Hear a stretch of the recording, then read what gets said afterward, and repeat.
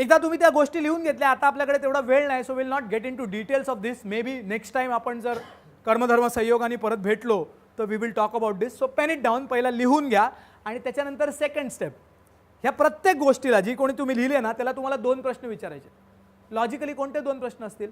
तुम्ही 15 गोष्टी लिहिल्यात, आज करायचे, हे करायचे, ते करायचे, 15 गोष्टी लिहिल्या, स्वतःसाठी करायच्यात, फॅमिलीसाठी करायच्यात, ह्याच्यासाठी करायचे, त्याच्यासाठी करायचे, डेव्हलपमेंटसाठी करायचे, हे काय 15 गोष्टी तुम्ही लिहिल्या. त्याच्यानंतर लॉजिकली कुठला प्रश्न विचारणार तुम्ही त्या प्रत्येक आयटमला? कधी करणार ना. लॉजिकली फर्स्ट क्वेश्चन इज कधी करणार. आत्ता करणार, that will decide your priority. Okay, आत्ता काय करायला पाहिजे, उद्या काय करायला पाहिजे, 10 दिवसात काय करायला पाहिजे, महिन्याभरात काय करायला पाहिजे, वर्षभरात काय करणार, 10 वर्षात काय करणार, मरायच्या आधी काय करणार, what ever it may be.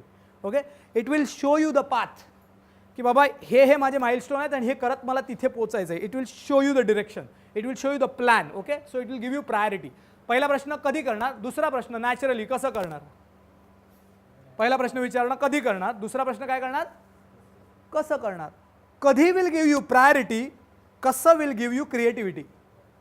It will give you lot of ideas. Okay, प्रत्येक गोष्टीला अस्तित्वात येण्यासाठी when and how, yes, okay, when are you going to do it, second is how are you going to do it. Okay, when will tell you the priority, how will instill the creativity.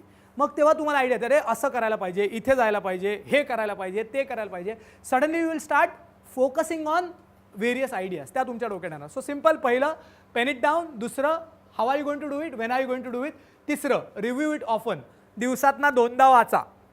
या सगळ्या गोष्टींवर दिवसातना 2दा काय करा, नजर मारा. सकाळी उठल्यावर एकदा बघायचं, हे हे हे हे हे हे इम्पॉर्टंट आहे. रात्री झोपताना परत एकदा बघायचं, हे हे हे हे हे इम्पॉर्टंट आहे. This third one is called as incubating an idea.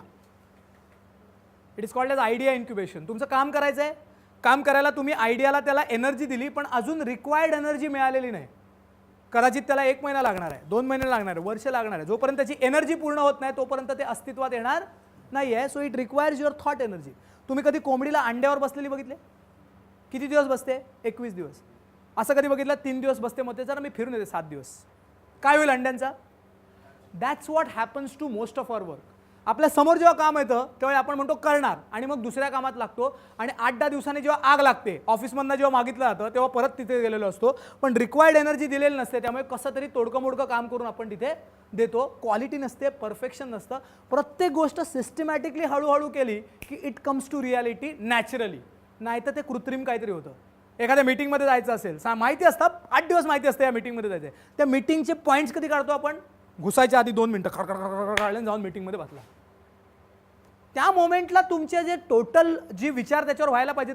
पण जर 8 दिवसाआधी तुम्ही लिहिलं आहे आणि रोज सकाळी एकदा संध्याकाळी त्याच्यावर नजर मारताना ऑटोमॅटिकली तुम्हाला त्याच्या रिलेटेड काय होणार, आयडिया येणार. You will note down your ideas आणि त्या मीटिंगमध्ये तुम्ही जास्त स्ट्रक्चर्ड, जास्त सिस्टमॅटिक, जास्त प्रोफेशनली स्वतःला काय करू शकाल, रिप्रेझेंट करू शकाल. Make sense? I am just giving this an example. घर घ्यायचं आहे मोठं, 5 वर्षाचा टाइम स्पॅन आहे डोक्यात. दरवर्षी तो 5 वर्षांनी पुढे जातो, कारण त्याला रिक्वायर्ड जी एनर्जी द्यायला पाहिजे ना ती रोज दिली जात नाही.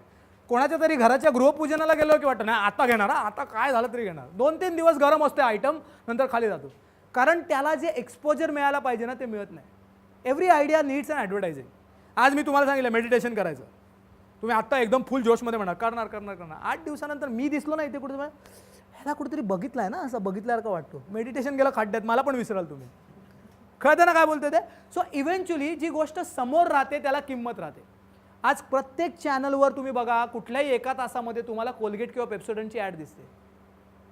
60 वर्ष ब्रँडला झाली तरी पण ते काय ॲड करतात, कारण जर तुमच्या डोळ्यासमोरनं गेले तर मार्केटमधनं जाणार हे त्यांना माहिती आहे. आणि आता बाबा फुल पेटलाय, हां तो कुठे घेऊन जाईल त्याची गॅरंटी नाही. 20,000 कोटी करणार तो 2020 मध्ये. बरोबर बोलतोय ना? सो जर त्यांनी तुमचा मेंटल रॅममधनं ते आउट झालं ना, त्या आयुष्यातनं जाणार. आणि तसंच ह्या गोष्टी आहेत ना ज्या तुम्ही लिहिणार आहेत, त्या जर तुमच्या मेंटल रॅममधनं बाहेर नाही गेला ना, त्या तुमच्या आयुष्यातनं बाहेर न जाणार. तुमचे कितीतरी मित्र आहेत, असं वाटायचं ह्यांच्याशिवाय जगू शकत नाही. गेल्या 10-15 वर्षात त्यांचं नाव पण नाही काढलेलं, कारण समोर येत नाही, किंमत नाही. ज्या गोष्टी तुम्ही तुमच्या समोर ठेवणार, wherever your focus goes, energy flows, result will automatically show. त्यामुळे कुठलीच गोष्ट बाहेर जाऊ द्यायची नाही, लिहून ठेवायची, दिवसातनं 2दा रिव्ह्यू करायची आणि त्याच्या रिलेटेड ज्या कोणत्या आयडिया येतील त्या काय करायच्या तिकडे लिहायच्या. And you see the magic. एक छोटी वही नेहमी बरोबर ठेवा, कारण आयडियांचा लफडा काय आहे, घरी असलो की कामाची आयडिया येतात, कामावर असलो की घरची आयडिया येतात. बरोबर आहे? त्यामुळे जेव्हा ती येईल तेव्हा तिला लूज नाही करायची, ती लिहून ठेवायची, योग्य ठिकाणी तिला पोस्ट करायची आणि दरवेळी त्याला फक्त एनर्जी द्यायला सुरुवात करायची. It will transform your life. Make sense? Fantastic. तो मग आता शेवटचा प्रश्न मी तुम्हाला देतो and then I stop whatever I am saying. Last गोष्ट सगळ्यात महत्त्वाची. ओके, हे सगळं जे काय आपण प्रवचन केलं ना त्यातनं आता तुम्हाला इव्हेंच्युअली 25 गोष्टी शोधायच्या आहेत ज्याच्यावर तुम्हाला फोकस करायचा आहे. किती? 25. सो वरती लिहा 5 थिंग्स. टायटल लिहा 5 थिंग्स. हा तुम्हाला जेव्हा पण अर्धा तास मोकळा मिळेल ना त्याच्यामध्ये करण्याचा एक्सरसाइज आहे, कारण हा सोप्पा नाही. आणि द मोमेंट तुम्ही हा कराल त्यावेळी जगातल्या 98% अनऑर्गनाइज लोकांपासून तुम्ही स्वतःला डिफरन्शिएट करा. Your life will be different if you can answer all this 25 things. बरोबर आहे? सो तुम्ही टायटल लिहिलं 5 थिंग्स, त्याच्या खाली पहिल्या ओळीत लिहा इन अ डे. रोज करायच्या 5 गोष्टी. जर ह्या गोष्टी मी रोज 5 केल्या तर my day is successful. If I am not doing it I have lost a day, I have wasted a day. 5 things in a day. Next त्याच्याच खाली लिहा इन अ वीक. काही गोष्टी रोज शक्य नाही पण आठवड्यातनं एकदा होऊ शकतात. Pursuing one of your hobby, quality 2-3 hours for your family. बरेच लोक म्हणतात की ना फॅमिलीला वेळ देत नाही कारण टाईम नाही. मी नेहमी त्यांना विचारतो नक्की टाईम नाही की इंटरेस्ट नाही? कारण आपण एवढे इन्फॉर्मेशन ओव्हरलोडमध्ये जगतो ना की महत्त्वाच्या गोष्टींना लक्ष देणं आपण विसरलोय. तुम्ही स्वतःचा चेक करा. फोन आला ना, तुम्ही काय करता? हां बोल, हां ओके, हां ठीक आहे, ओके थोडा बिझी आहे नंतर करू, टक्कन करून बाजूला ठेवता. व्हॉट्सअपवर continuous 20-25. So is it really a issue of time or interest? Okay, कधी पण कन्व्हर्सेशनमध्ये जायच्या आधी ठरवून जेवल्यानंतर एक फोन करायचा, सिस्टीममध्ये टाकायचं. जेवून झालं की एक डीप ब्रीथ करायचं. आता बायको काय पण बोलणार आहे ते मी 5 मिनटं व्यवस्थित ऐकणार आहे, no interruption, I am in listening mode. Okay, सगळ्यासाठी मी तयार आहे. जोक म्हणून सांगतो, don't take it very very seriously. पण असं म्हणतात ना, when you know that you are going to be raped, at least enjoy the rape. कुठे? हां हां, आता ते सांगायची गरज नाही, सगळ्यांच्या मनातनं ते लगेच येणार. ओके, सो तुम्ही एकदम ऐकायचं आणि फोन करायचं आणि नंतर मग बोलायचं. ओके अच्छा ठीक आहे. ओके, ती बोलून थांबलं तिचं. जनरली 1.5 मिनिटाच्या वरती बायको बोलणार नाही, कारण तुमचा स्टॅमिना माहिती आहे बायकोला, तुम्ही किती ऐकू शकता ते. ओके, ते मेंटली तिकडे आहे. 1.5 मिनिटानंतर थांबली की अजून काय प्रश्न, अजून काय आहे का? मग ती तुम्हाला सगळं ठीक आहे ना, अरे ओके, हां आज चक्क ऐकताय. ओके, वेई नाही. So let her download everything.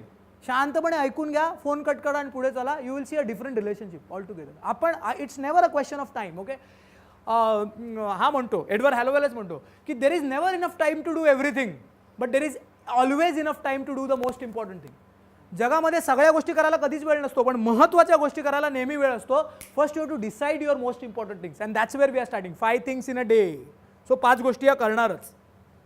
आई वडिलांबरोबर नसाल, ॲटलिस्ट वन्स अ डे 3 मिनटं त्यांना फोन करून बोलणं, so that umbilical cord is connected. तुमची जी कनेक्शन आहे ती लूज नाही होत. Most of the time misunderstanding ही प्रॉब्लेममुळे नाही होत, तर फक्त आपण त्यांना वेळ देत नाही किंवा म्हणतात ना कम्युनिकेशन होत नाही म्हणून होते. आणि when you start giving that ना, you will see a different. मुलांसाठी आहे, लाईफ पार्टनरसाठी आहे, आई वडिलांसाठी आहे, की रिलेशनशिपमध्ये जाणून बुजून टाईम देणं very very important. Okay, so 5 things in a day, 5 things in a week. Next one, 5 things in a month. काही गोष्टी डेली केल्या जाऊ शकत नाही, काही गोष्टी वीकली पण केल्या जाऊ शकत नाही, पण डेफिनेटली वन्स अ मंथ केल्या जाऊ शकतात. आणि त्याचं ड्युरेशन साधारणतः 4 ते 5 तास किंवा काही वेळेला पूर्ण दिवसाचं पण असू शकेल. Very you devote that day for that thing. Very very important. Monthly planning. महिना सुरुवात व्हायच्या आधीच बघणं की महिन्यातल्या कुठल्या कुठल्या गोष्टी महत्त्वाच्या आहेत. मंथली एक कंप्लीट डे स्वतःसाठी देणं. आपण जगासाठी खूप जगतो पण स्वतःसाठी आपल्याकडे वेळच नाही आहे. मंथली 1 सेल्फ डेव्हलपमेंट डे, म्हणजे आजचा तुमचा जो दिवस चालला आहे, that is where you are expose to lot of ideas ज्या कदाचित बरेच दिवसात तुमच्या डोक्यात आल्या नसतील. Imagine this started happening once a month. आणि त्यासाठी मी तुम्हाला पुस्तकं दिलेत ऑलरेडी. मग आता माझी गरज नाही, ती पुस्तकं तुम्हाला घेऊन जातील तिकडनं. ओके, पण त्यासाठी तुम्हाला you have to be serious with your mood. आणि ऑफकोर्स मध्ये मध्ये 3-3 महिन्यात कोणतरी येऊन तुम्हाला इंजेक्शन देईल, तुम्हाला परत तुमच्या मार्गावर आणण्याचा प्रयत्न करेल. So 5 things in a month. Next one which is difficult but very important, 5 things in a year. वर्ष सुरू व्हायच्या आधी तुम्हाला क्लॅरिटी पाहिजे की ह्या वर्षात या 5 गोष्टी मी करणार ॲट एनी कॉस्ट. ह्या जर वर्षात 5 गोष्टी झाल्या नाही, I wasted my year. And the last thing, 5 things in life. आयुष्यात एकदा तरी करायच्या 5 गोष्टी, कमीत कमी एकदा रिपीट करू शकता जर इंटरेस्ट असेल तर. विनय पाठकचा एक पिक्चर आलेला माहिती तुम्हाला, 10 विधानिया. 10 विधानिया. ओके. विनय पाठक आयुष्यात कधी कोणाला उलटा बोललेला नाही, खोटं बोललेला नाही, सगळ्यांची सगळं कामं करणारा, दारू प्यायला नाही, सिगरेट ओढली नाही, कधी तिखट पण खाल्लं नाही, मिरची नाही खाल्ली, आणि अल्सर होतो तोंडात म्हणून डॉक्टरकडे जातो. डॉक्टर स्कॅन केल्यावर सांगतो की पॅन्क्रियाटिक 3rd लेवलचा कॅन्सर झाला आहे, 3 महिन्याची वेळ आहे, 3 महिन्यात मरणार. आणि मग तो त्या 3 महिन्यात 10 गोल ठरवतो आणि ती पूर्ण करण्यासाठी बघतो. त्याच्यावर तो पूर्ण पिक्चर आहे 10 विधानिया. तर ते खूप इमोशनल शॉट आहे. हिरानंदानीला किती 17 का 18 माळ्यावर त्यांनी फ्लॅट घेतला आहे आणि पिक्चर संपता तो आईबरोबर त्या खिडकीत चहा पित असतो. तो म्हणतो 14 वर्षापूर्वी हा फ्लॅट घेतला आणि घेताना स्वप्न होतं की रोज संध्याकाळी घरी पोहोचणार आणि इथे बसून सूर्यास्त होता होता चहा पिणार. एकदा पण नाही बघितला, आज पण सूर्यास्त झाल्यावर बघतोय. कितीतरी आपली अशी स्वप्न असतात ना जी आतमध्ये असतात, पण ह्या सगळ्या रहाटगाडग्यामध्ये त्या ट्रेनच्या मागे धावता धावता आपण कुठे पोहोचतो ना ते आपल्याला लक्षात येत नाही. आणि ज्या गोष्टी जिकडनं आपल्याला गुजबंप येतात किंवा जिकडनं आपल्याला मोटिवेशन मिळतं ना, त्या गोष्टी बाजूला राहतात आणि बऱ्याचशा गोष्टी करण्यामध्ये आयुष्य निघून जातं. सो शांत व्हा, आधी तुमचं ब्रीदिंग नॉर्मल करा. खरंच महत्त्वाच्या गोष्टी कोणत्या आणि ॲपरंटली महत्त्वाच्या गोष्टी ज्या उगाच आपल्याला धावडवत आहेत त्या बघा, त्यापासून स्वतःला वेगळे करा आणि त्याच्यावर फोकस करायला सुरुवात करा. Life will be very very different. Make sense? Fantastic. Thank you so much. God bless you.